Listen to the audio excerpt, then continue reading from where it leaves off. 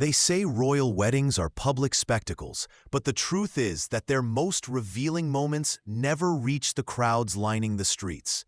Hidden gestures, coded rituals, and ancient expectations have shaped every royal union for centuries, guarded so carefully that even today only fragments surface in the archives. And yet, when historians quietly opened a forgotten bundle of correspondence at Windsor not long ago, they found traces of rituals that were meant to bind not just two people, but an entire nation, as if marriage itself was a tool of statecraft.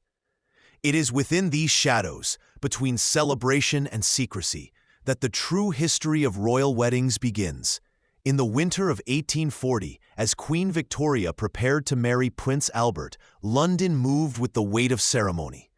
Carriages rolled across damp cobblestones. Clerks copied documents detailing everything from floral arrangements to seating plans, and at Buckingham Palace, the faint scratch of quills filled the early hours. Yet beneath the visible preparations, another set of arrangements unfolded, shaped by older customs that the public rarely heard about. Victoria insisted on wearing a white gown, not merely as a symbol of purity, as later generations assumed, but because white was then associated with mourning aristocratic traditions that sought to honor ancestry. Her choice was both a break and a subtle nod, something noted privately by ministers who understood how heavily symbolism sat upon the monarchy. Earlier records from the 18th century hint at similar layers of meaning. When George III married Charlotte of Mecklenburg-Strelitz in 1761, observers described a calm, dutiful union. Yet a preserved memorandum in the royal archives suggests that the couple underwent a brief private ritual immediately before stepping into the public chapel. The document is vague, referencing only a moment of recognition conducted in silence, but it aligns with older continental customs in which royal couples were expected to acknowledge not only each other, but the dynastic responsibilities they were about to inherit. It was never meant for public knowledge, and for decades it remained a footnote buried beneath more glamorous accounts of processions and feasts. As the 19th century unfolded, these hidden moments continued. The era's growing press presence forced the monarchy to adapt, concealing certain rituals behind closed doors. One curious example appears in a letter from 1863, written by an attendant of the wedding between the future King Edward VII and Princess Alexandra of Denmark. The attendant describes how, moments before entering St. George's Chapel, Alexandra paused as a senior courtier whispered something described only as an ancestral blessing, a phrase seldom used in British royal tradition. Some historians have suggested it referenced Denmark's older marital rights, quietly blended into the ceremony to honor Alexandra's heritage. Others believe it was part of the elaborate effort to unite two nations whose political ties were still fragile. Whatever its meaning, the moment was intentionally unrecorded in official reports, preserved only in a private letter that resurfaced long after the participants were gone. And yet one of the most intriguing discoveries comes from even earlier. An overlooked account dating to the wedding of James II in 1673. Hidden within the pages of a diplomatic journal is a brief note stating that before the couple appeared in public, an item described as a token of fidelity was exchanged. The journal does not specify what the token was, but later references suggest it might have been a ring not meant for display, passed only between the bride and groom. This secret exchange was believed to represent a private bond that existed independently of political duties. In a court known for turmoil, such a gesture would have carried immense weight. These fragments create a pattern. Behind the polished splendor of royal weddings, there were always rituals meant to anchor the couple in history, duty, and legacy. Each generation adjusted them, hid them, or reinvented them, but the underlying intention remained the same: to remind the monarchy that a wedding was never only a celebration. It was a transition of power, a symbolic merging of families, occasionally even a negotiation between nations. And as we look deeper into the records, the true complexity of these unions begins to surface. revealing traditions that were kept deliberately soft, almost invisible, as if their strength depended on secrecy itself. What begins as scattered clues becomes clearer when placed alongside the meticulous preparations recorded for the wedding of Mary of Teck and the future George V in 1893. Their union, often described as dutiful, carried layers that were never announced to the cheering crowds outside. In one quiet entry from a court diary, the groom's private secretary notes an unusual request: a short pause before the procession so that Mary could acknowledge the lineage she was entering. The phrase is spare, almost cryptic, yet it suggests a moment of solemn recognition, echoing much older traditions once observed by medieval queens who were expected to contemplate the dynastic responsibilities awaiting them. No witness ever detailed what Mary did in that silent pause, but the diary entry remained untouched, as if those who preserved it understood its historical weight. Even more telling is the way these hidden customs evolved as Britain moved into the 20th century. Press cameras multiplied, and public fascination grew, transforming royal weddings into global spectacles. Yet the monarchy found subtle ways to preserve what had always been private. Before the 1923 wedding of the Duke of York, later George VI, and Lady Elizabeth Bowes-Lyon, one palace attendant recorded a moment that was never meant for the newsreels. As the couple prepared to enter Westminster Abbey, Elizabeth paused before a small floral arrangement placed deliberately away from the public route. It was said to honor her late brother Fergus, who had died in the First World War. Nothing was spoken, yet the gesture aligned with an emerging tradition: personal remembrance woven into royal ceremony, held quietly in the shadows of more public vows.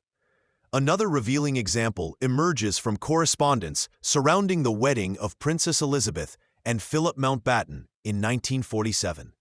Britain was still recovering from the Second World War. Rationing was in place, and the palace was acutely aware of public sentiment.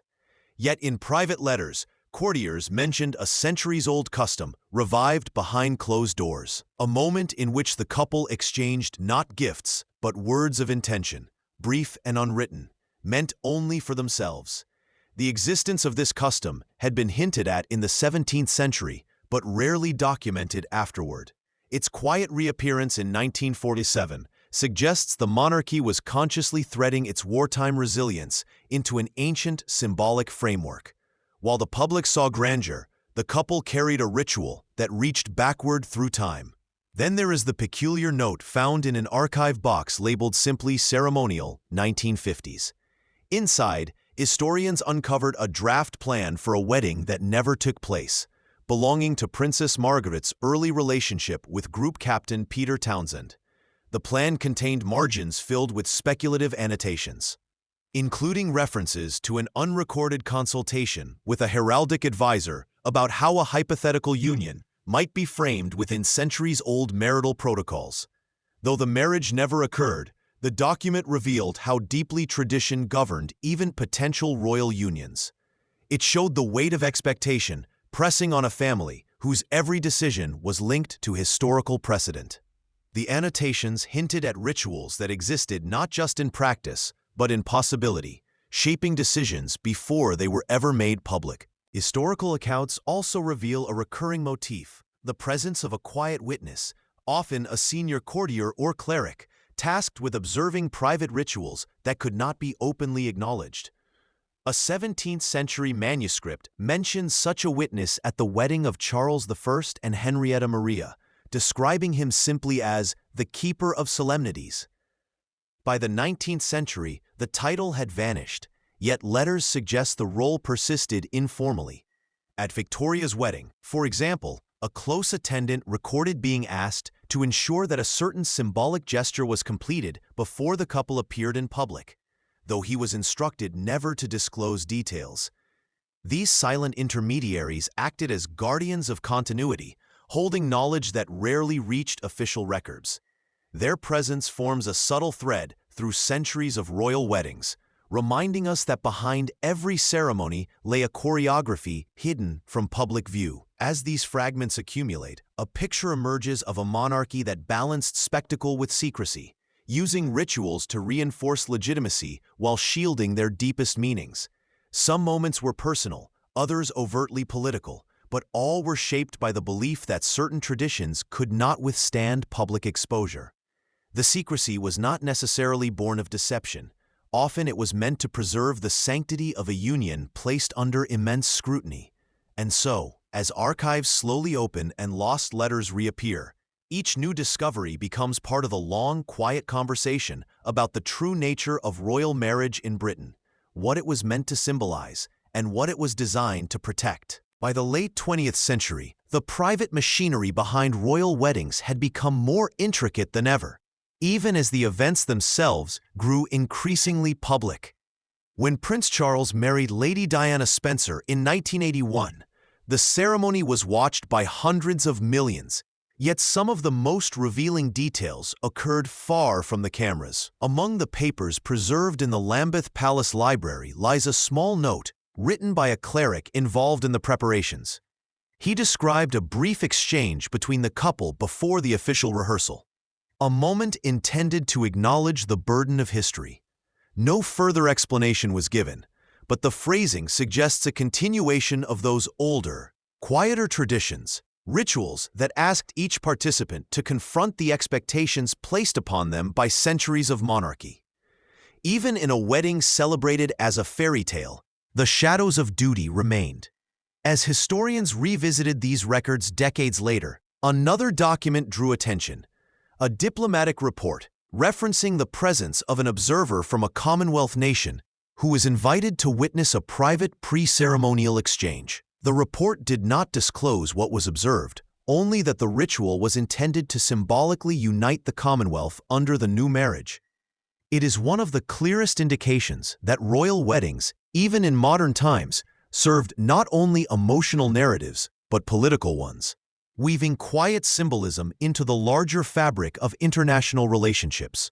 Such subtle gestures were never meant for broadcast, yet their influence lingered long after the confetti settled. When Prince William married Catherine Middleton in 2011, the monarchy once again found itself negotiating between tradition and modernity. Publicly, the wedding appeared open, even familiar, yet archival notes from planning committees show a surprising reverence for older customs. One entry speaks of a moment of rootedness to be observed before the couple arrived at Westminster Abbey.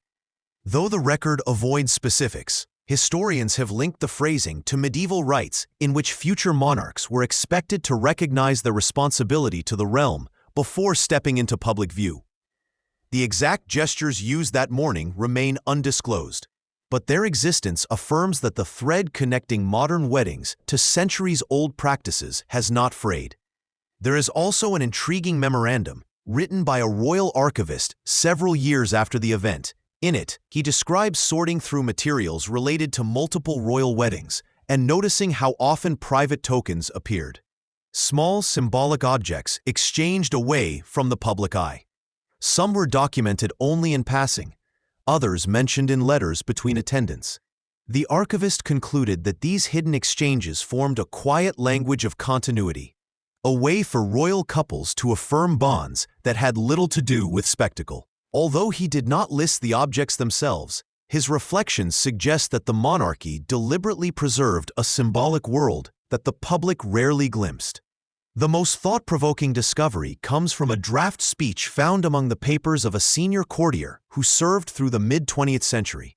Though the speech was never delivered, it outlines a philosophy of royal marriage rooted in the idea that ceremony must balance revelation with restraint.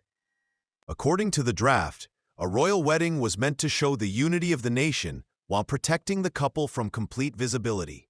The draft notes that some parts must remain behind the veil, not from secrecy, but from reverence. The phrasing resonates with patterns seen across centuries: gestures withheld, words spoken only once, rituals carried quietly through generations. As modern historians piece together fragments from diaries, letters, and overlooked notes, they find that even the most public royal weddings contain elements designed to remain elusive. These discoveries do not diminish the grandeur witnessed by millions.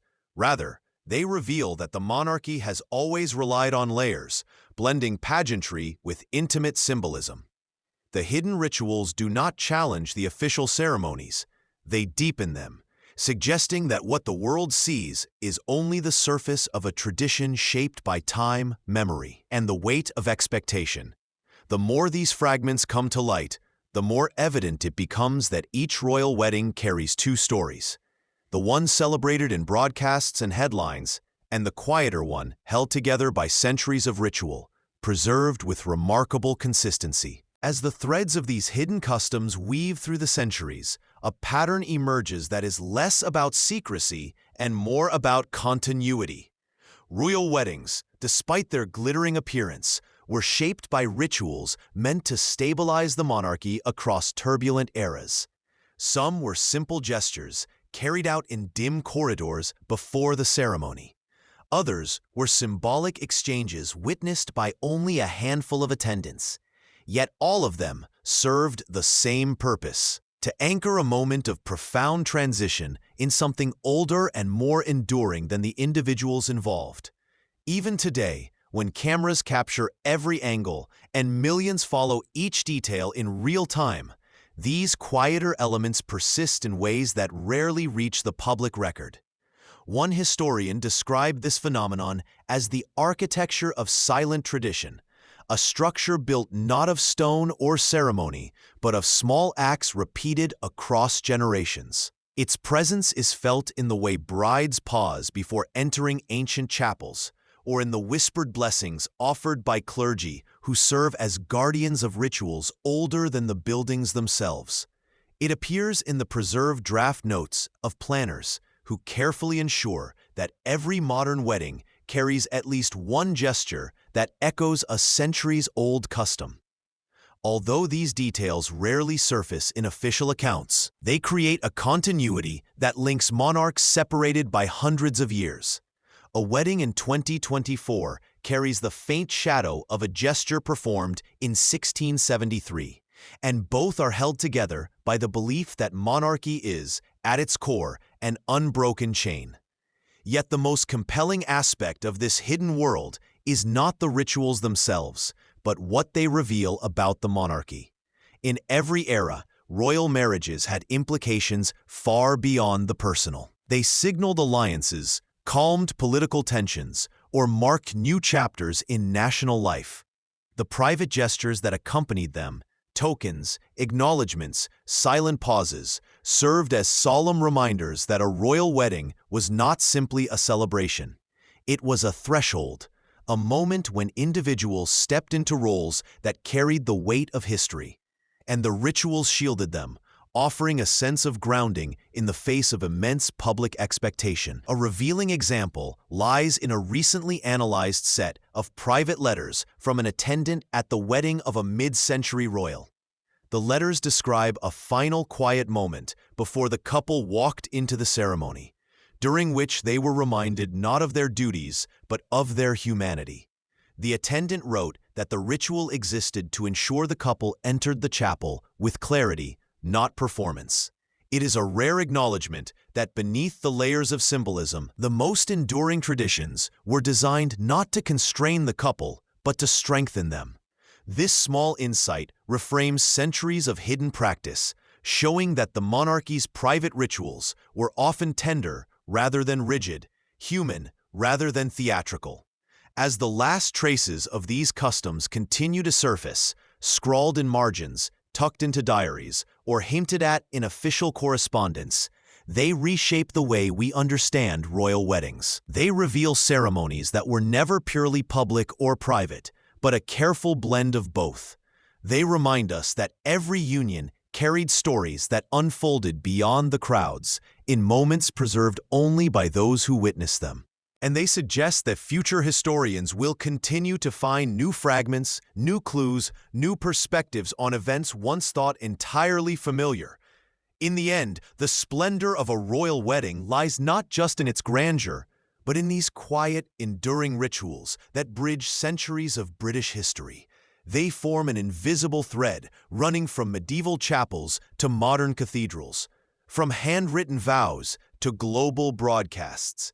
And as long as the monarchy endures, these traditions, half seen, half remembered, will continue to shape its most celebrated ceremonies.